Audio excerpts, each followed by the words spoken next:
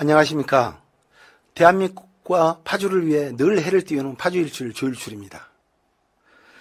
저는 전남 하순에서 출생을 했습니다. 그리고 광주광역시에서 초중고를 마쳤습니다. 그리고 한양대학교에서 경영학 전공으로 학사, 석사, 박사를 마쳤습니다. 특히 박사는 정부회계 전공을 했습니다. 여의도 정치권에서는 정부회계 전공자가 저 조일출이 아마 거의 유일할 것입니다. 저는 1999년 말 추미애 의원님을 모시면서 정치를 시작하게 되었습니다.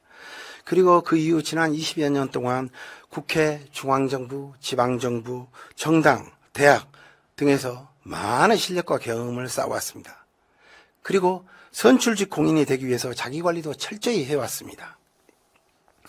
지난 대선 당시에는 이재명 대선 후에 경선시 조직전략 청괄 부실장을 맡기도 했으며 본선에서는 특보당 공동단장을 맡기도 했습니다. 문재인 대선 후보 당시에는 민주당 대선준비위원회 기획조정실장을 맡았으며 특히 문재인 대선 당시 민주연구원 부원장을 겸임을 했는데요. 민주당 60년 역사상 최초로 정책위와 민주연구원이 머리를 맞대고 330개의 대통령 공약을 만드는 데 주도적인 역할을 했습니다. 그리고 중앙에서는 대통령 직속 국가균형발전이 정책기획평가 전문위원을 맡으면서 지역균형발전 최고의사결정 TF에서도 일한 바도 있습니다.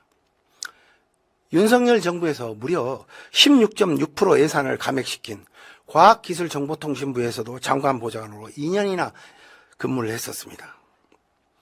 인천시에 있는 인천광역시 인재개발원에서 전임교수로 근무하면서 공무원분들을 상대로 예산과 결산 그리고 공공재무관리 강의를 2년여 동안이나 했습니다. 그 수많은 강사분들과 교수님들 계셨지만 당연코 제가 강의평가 1위를 받았습니다. 물론 계속해서요.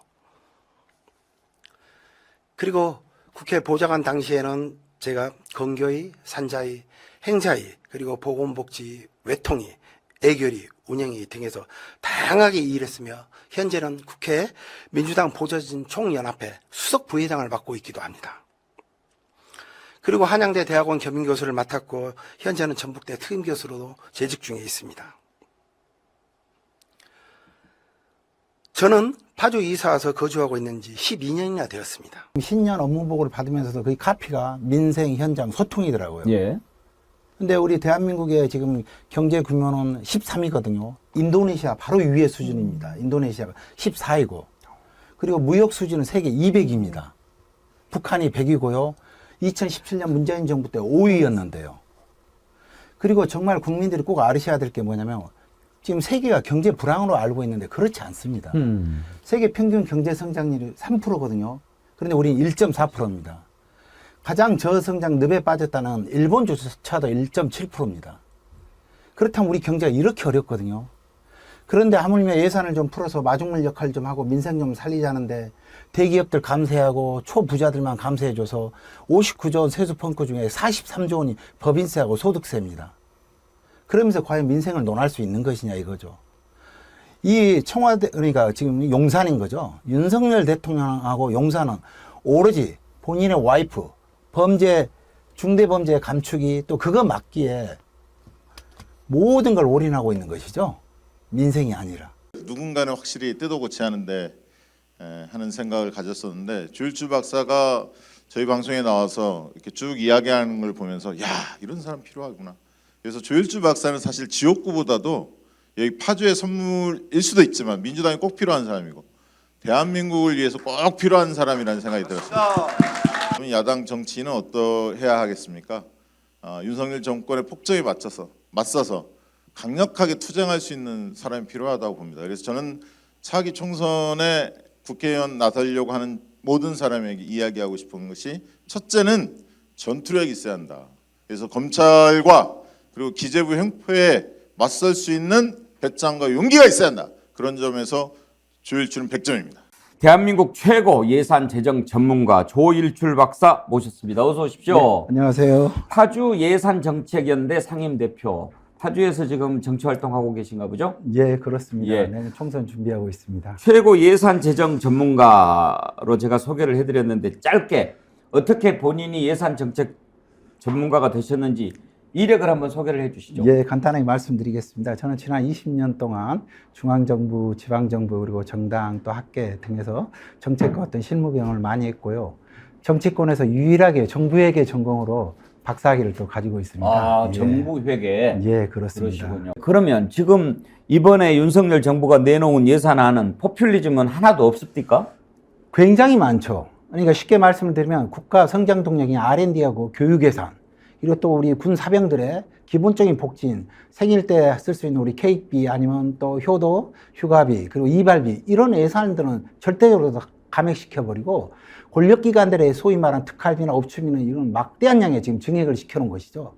그리고 또 뒤에서 말씀드리겠지만 우리 많은 국민들이 요새 관심 있게 보고 있는 우리 대통령, 우리 애교 예. 부분 예산들은 굉장히 많이 증액되어 있습니다. 또 나간답니까? 대통령 순방과 관련된 애교는 무려 27%를 지금 증액을 시켜놨거든요. 27%나요? 예, 그는 외교 관련 예산만 그러면 먼저 한번 좀 들여다볼까요? 표를 한번 보여주십시오. 예. 외교부 총 예산이 3조 2,500억에서 4조 1,300억. 예. 8,800억이나 증가가 됐네요. 전년도 비해서 27%나 증액된 겁니다. 예. 올해 24년에 외교부 지금 일반외교 총 예산이 4조 1,300억 원이거든요. 전년에 비해서 무려 8,800억 원, 27%나 증가됐습니다. R&D 예산은 16.6%를 깎아버리고 교육 예산도 6.9%를 지금 깎지 않았습니까?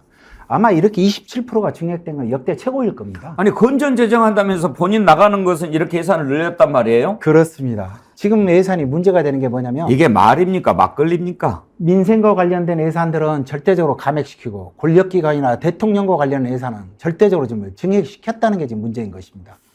국민들만 허리띠를 졸라매라고 지금 강요를 하고 있는 것이죠. 표 두 번째를 보고 예. 조금만 말씀을 좀 더 드리도록 하겠습니다. 또 있습니까? 예. 7대 권력기관. 제가 방금 전에 설명드린 건 대한민국 그러니까 61개 총 국가기관을 지금 뭐 업추비 등 불투명 예산 항목을 지금 말씀드렸던 겁니다. 그게 2조 4천억 원이나 됐던 거고요. 그리고 7대 권력기관만 좀 집중해서 한번 봤습니다. 예. 그랬더니 2조 4천억 중에서 7대 권력기관의 업추비 등이 2조 400억 원으로 85%를 전부네. 차지했습니다. 85%. 거의 다입니다. 권력기관 쪽에 다 몰아줬군요. 그렇습니다. 이게 윤석열 정부 24년 예산의 가장 큰 특징입니다. 민낯이네요. 김건희 여사 관련된 예산들 한번 좀 찾아봤으면 좋겠는데 얼마나 있던가요? 예, 사실 우리 이제 많은 국민들이 궁금해하시지 않겠습니까? 예. 과연 권력자와 관련된 예산이 있는가? 그렇다면 지금 윤석열 정부에서 실질적인 권력자는 누구인가? 다들 국민들께서 유추해 보실 수 있겠죠? 먼저 문화 콘텐츠와 관련된 예산을 한번 보겠습니다. 1번 맨 위에가 문화 콘텐츠, 관광, 전통문화예술, 시각예술, 박물관. 이거는 소위 말해 김건희 씨와 관련된 모든 연계가 되고 언론에 나왔던 키워드들입니다. 실질적으로 봤더니 우리 문화관광부의 일반의 예산은 전년에 비해서 그러니까 3조 2,963억 원으로 전년에 비해서 감소를 했는데 지금 이 키워드 관련된 예산들은 모두 다 늘었습니다. 예. 제가 양력을 보니까 정치의 길로 들어선 건 꽤 오래된 것 같습니다. 그렇습니다. 몇 년부터입니까? 1999년 말에 제가 네. 추미애 당시 의원님을 뵙고 바로 아. 시작을 하게 된 것입니다. 추미애 의원 보좌관으로 예, 시작했군요. 그렇습니다. 99년이면 오마이뉴스가 2000년에 만들어졌으니까. 예. 그랬군요. 근데 그 뒤에 보면 이제 송영길 당대표하고도 일했고 예. 또 이재명 후보하고도 일했고. 그렇습니다. 네, 주로 당에서는 어떤 역할을 많이 했습니까? 이재명 먼저 네. 우리 대표님과 관련해서는 지난 대선 경선 당시에 네. 제가 스스로 찾아가서 경선 때부터 참여를 했었습니다. 그렇군요. 그래서 당시에 조직전략 제가 총괄 부실장을 맡아서 경선을 치렀고요. 음.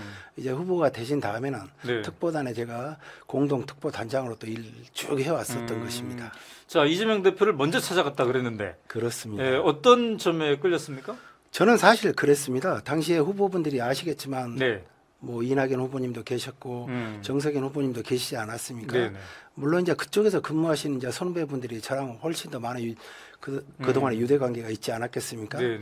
그럼에도 불구하고 저는 제 스스로 판단했을 때 그래도 대한민국이 좀 새롭게 더 혁신적으로 바뀌어야 되지 않겠냐. 네. 그런 부분에 있어서는 이재명 후보가 더 훨씬 더 적합하고 바람직하다. 그래서 제가 스스로 가게 됐던 것입니다. 그렇군요. 당시 그래서 그쪽 캠프에 있던 선후배분들이 굉장히 서운해하셨습니다. 파주 갑과의 인연은 어떻게 됩니까? 갑은 제가 지금 파주 갑은 12년째 거주하고 있습니다. 어. 제가 자녀가 셋인데 네. 우리 애 셋 모두 다 초중고를 거기서 졸업을 했거나 지금 재학 중에 있습니다. 그래요. 예, 네. 우리 애들은 이제 파주가 고향인 것입니다. 지금은 예비 출마자인데 요즘은 예. 어떤 수준의 선거 운동을 하고 있습니까? 저는 제가 작년 1년 전부터 파주 예산정책연대란 사무실을 오픈을 해서 제가 직접 시민들 상대로 매주 예산을 강의를 해왔었습니다. 그래서 8기까지 수료를 했고요. 네네. 한 기수당 보통 한 20-30분이 강의를 들으셨습니다. 네. 맞습니다. 슬로건 정했습니까? 예. 어떤 겁니까? 기재부 행포막을 최고 예산 재정 전문가 조일출. 기재부의 횡포를 내가 맡겠다. 네. 기대가 됩니다. 예, 감사합니다. 네. 특활비를 마음대로 쓰고 영수증 휘발시키는 검사들이죠. 그런데 검찰 특활비는 올려주고 정말 써야 될 민생 예산은 다 잘라버렸어요. 그런 국회에 누가 필요한가요? 네, 제가 말하면 선거법 위반이래요. 야, 여러분이 말씀하시면 예, 괜찮아요. 네, 여러분이 말씀하시면 뭐가 나와요? 민생이 좋아지고 돈이 여러분한테 쏟아져요. 우리 조일출 박사 기념회가 더 필요한 거 아닌가 싶습니다. 파주에 빨리 해가 떠야 되겠고 해가 떠오르고 있다고 생각하고 사실은 오늘 좀 제 나름대로 먼 길이지만 막히는 길을 찾아온 이유가 있습니다. 그 저를 보시면 맨날 저기 멸문지화를 당한 조국이나 생각하시고 그다음에 그 천하의 싸가지 없이 편의점 다니는 한동훈이를 떠올리시고 술 처먹는 거 왜 할 줄 아는 게 없는 그 검사 출신 깡패를 떠올리시고 그러는데 저도 좀 이미지 세탁을 하기 위해서 그런 것들하고만 제가 연관이 있는 게 아니라 나름 이 예산 재정에 대해서 공부를 한 전문가하고 다 알고 지낸다. 그런 제 감사합니다.